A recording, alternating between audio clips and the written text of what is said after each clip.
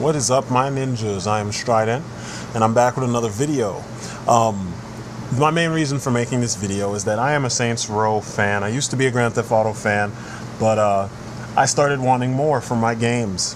And then Saints Row started to actually kind of evolve as time went on, whereas Saints Row just gave you a more realistic looking world in which you could do super unrealistic stuff. You know what I mean? Like, you know, people keep saying, I keep hearing this strange comparison, whereas if you favor, you know, Saints Row, the GTA fans can't wrap their heads around playing a gang member who's become the president of the United States and it is fighting off an alien invasion. You hear them say stuff like, "Oh, that shit's played out," and you know, I want to play a more realistic game. But then they like GTA, and GTA is definitely not the picture of realism, because I mean, you fly through the windshield when you hit something at like 2 miles per hour. You fishtail at under 10 miles per hour. You outrun the cops, the FBI, and the military. We know that doesn't happen. And then when your stars, you get up to 5 stars, and you got the military coming after you, or the FBI, or whoever it is, you drop below that, and then they're like, "Oh, we got to pack it up. We're going to leave and let the other guys take it from here. It's lunchtime for us." You know, that's not realism.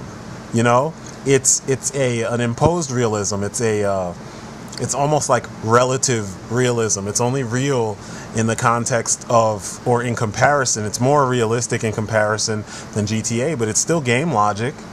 And if your life is so boring that you measure realism by games, I mean, not by when you put down your controller and you go out and you live life.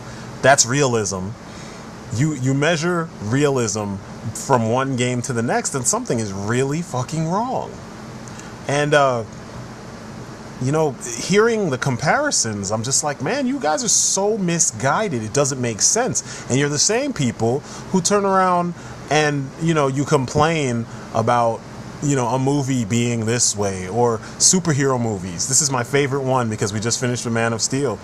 The same people who love GTA for its proposed realism are the same people who will say that they want more realism in their movies and then complain when they get it, especially in their superhero movies. And it's just, I don't understand. If you play video games, then you're not playing real life. You're escaping real life. I'm sorry to tell you, but that's what you're trying to do.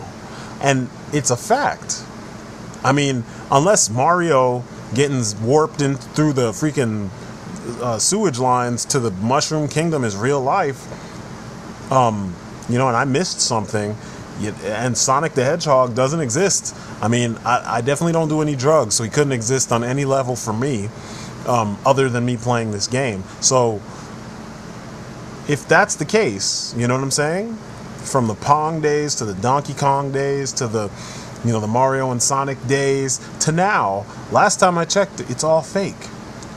And then GTA, it's not deep, it's not new. Every time you play a new GTA, it's just a more impressive tech demo of the last game.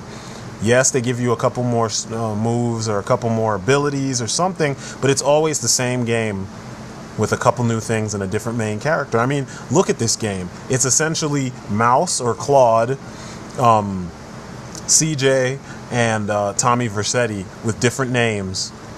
And you guys are all like, "Oh my God, it's so new, it's so cool, oh my God, it's better than everything, oh my God, blah, blah, blah." And it's the same crap. It's more stereotypes, more reinforced stereotypes. I mean, you don't get a black main character that happens to be anything else than either a thug, a goon, or a gangbanger. And it's because it's set in a quote-unquote more realistic world, it makes it even worse. At least in Saints Row, you can run around buck naked. You can be any color you want to be, even purple.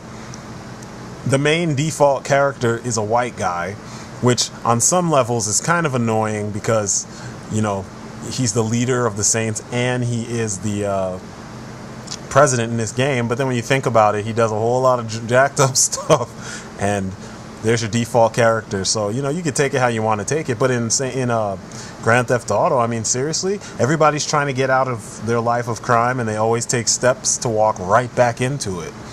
And when you guys do reviews, you're so amazed by the graphics and so amazed by the game graphics engine or the game engine itself that you miss all these parts. So I'm just saying, this realism you guys talk about, like, get over it, man. It's not even really there, and it's not a valid point when you're trying to decide whether or not, you know, one game appeals to you versus the other. If you're a fan of certain things, then those certain things will appeal to you and make you want to play games that have those certain things in them.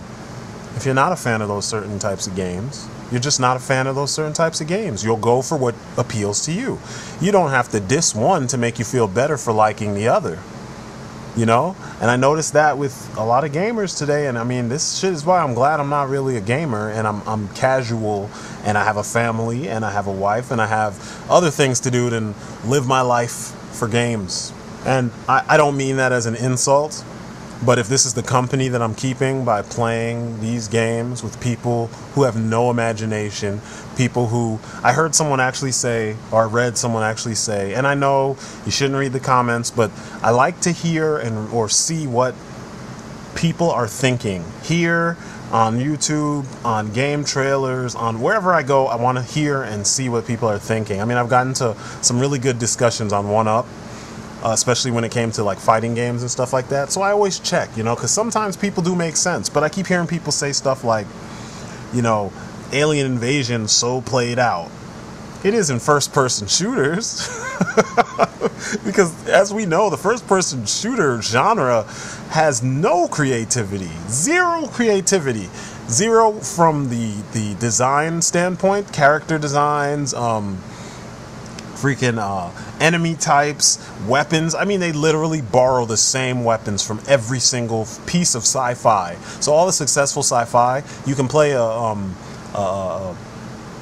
first-person shooter that's, you know, sci-fi oriented as well, and you can find a gun from Aliens, a gun from Starship Troopers, you know, a gun from Firefly. You can find it in one of those games. Shit, they even there's even Nerf guns that show up in these games that are, you know, trying to be so amazingly imaginative and all that fail so bad at it, you know, or horribly at it. It just, I don't get it. I don't get it. I haven't played a third-person game, a good one, with the freedom that you get between GTA and Saints Row, in which this kind of action was the focus. And, you know, if you don't like that kind of action and you want to play pretty much Call of Duty with a Scarface skin on it, or, you know, a bank job skin on it, or whatever you want to call it, then, you know, you have GTA and it exists for you. You are the target audience. But if you want some like off the wall insanity, you know, something that is memorable, that's not the same ride that you played before, you have your Saints Row. And it's strange too, because Saints Row started out trying to do exactly what GTA was doing, and in some ways it outdid it. I mean, you were a gang member in the first one doing really foul things, and you could do it with 16 of your friends on the Xbox 360. And it just, I mean, you were just a despicable human being. I mean, you still to some degree can be, but at least the world that you live in is so over the top that you don't seem as messed up as the people that you're going up against. GTA, on the other hand, you're always a despicable human being. Always. You're always doing despicable things. It's as if, you know, chaos and mayhem is just it's the order of the day, and doing wrong to other people is the order of the day. And because they try to make it feel like it's real life, it comes off a little worse. That's why, if you notice, GTA gets in the news. Whenever they do something jacked up, or whenever they try to up the ante on the quote-unquote realism, they do get in the news, because they're the ones who have been going for that realism angle. But, you know, after playing games like Red Dead Redemption, I'm waiting for a GTA where I'm not playing as a despicable human being, where I'm the hero, for real. And I have to fight against other despicable human beings, you know? Where the goal is to protect the people as opposed to just destroy all the people. I mean, I can be a malicious action hero and blow things up too, and be trying to protect the people, but it'd be nice if that was the plot. You know what I'm saying?